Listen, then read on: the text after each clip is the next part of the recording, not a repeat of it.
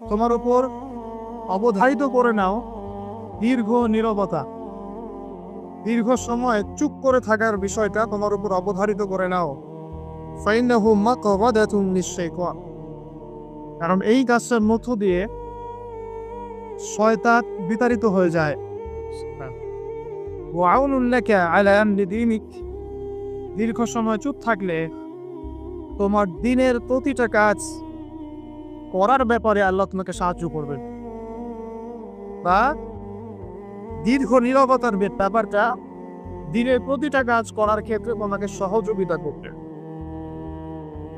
কুলতু, আমি বললাম, জিদনি ইয়া রাসূলুল্লাহ, হে আল্লাহর রাসূল সাল্লাল্লাহু আলাইহি ওয়াসাল্লাম, আমাকে আরো বাড়িয়ে দিন, আরো কিছু বলুন, আরো কিছু ওসিয়ত করুন।